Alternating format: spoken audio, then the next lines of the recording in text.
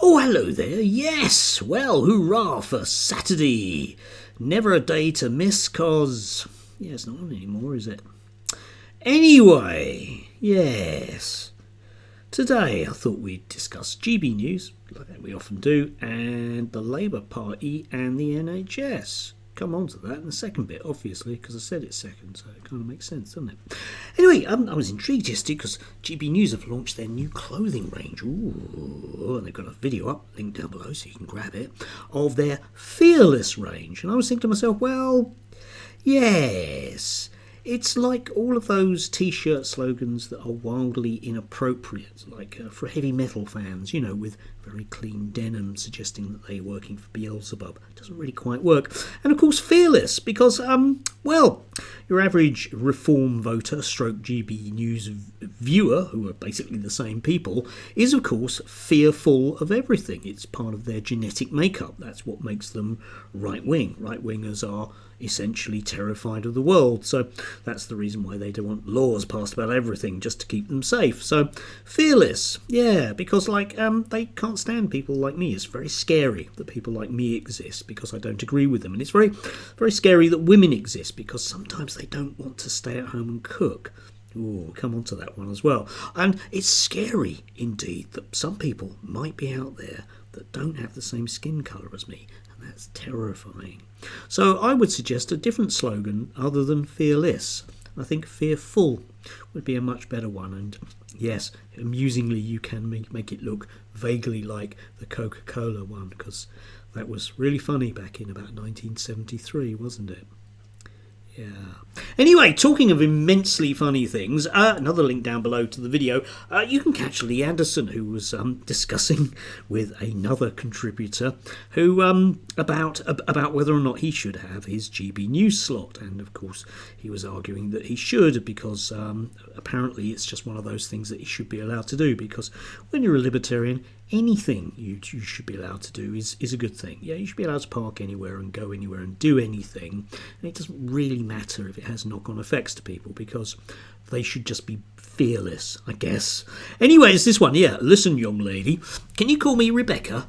Is there a pronoun conflict? You see what he did there? You see what he did? Anyway, yeah, I'm not particularly young and my gender is irrelevant. I've worked on GB News and met you probably 15 times. You need to go back to bed and call a nurse, he said, before, yes, moderator tried to sort of brush it lightly. But this is I don't know, it's 2024, and honestly, on that level of sexism, I know his argument is he's a gruff northerner, but he's actually not very much further north than I am here in Cambridge. It's not that bleeding far away, okay? And he's younger than me. He's younger than me. He should be able to get his head round not calling a woman patronisingly in their 30s young woman. Okay? Boy? Yeah. Jeez. Yeah. I mean, whenever I get into a lift with people like this, or whatever it might be, I instantaneously feel like a teenager. They make me play up to a certain extent because it's so easy just gently to poke them. Because unlike snowflake lefties, they really are triggered by the most trivial of things, aren't they? Yeah, really trivial stuff.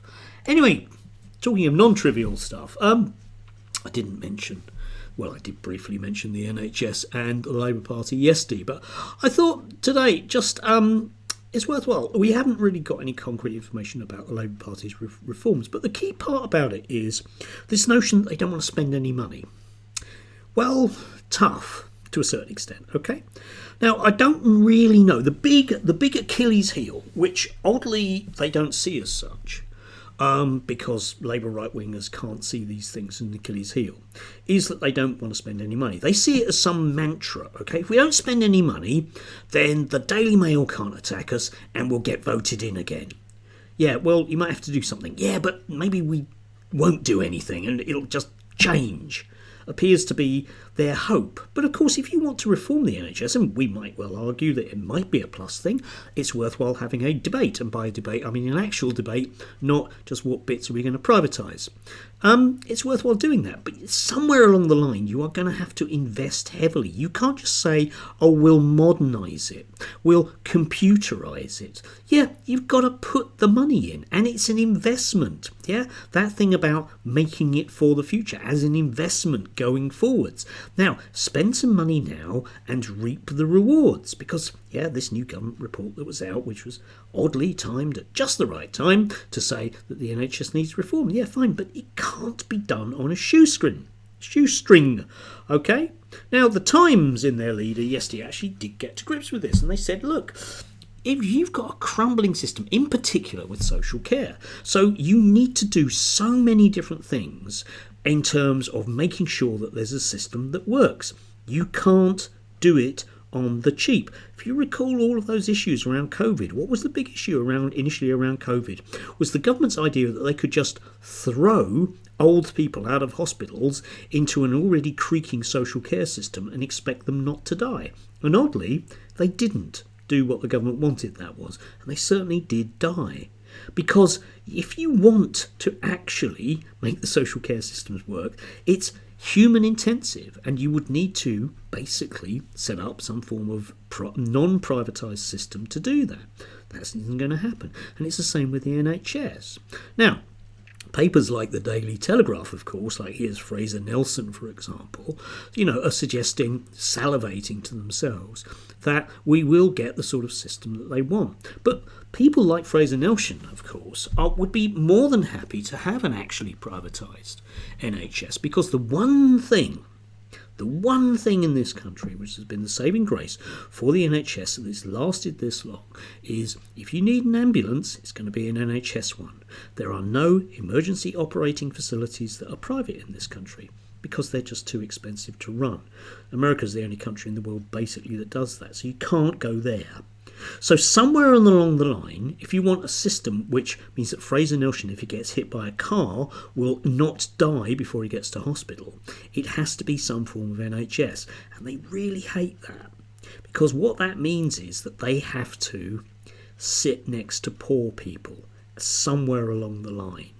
And as libertarians, that's a stage too far, because they are, after all, fearful.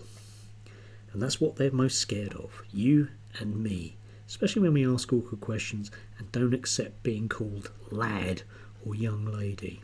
Anyway, do have a lovely Saturday.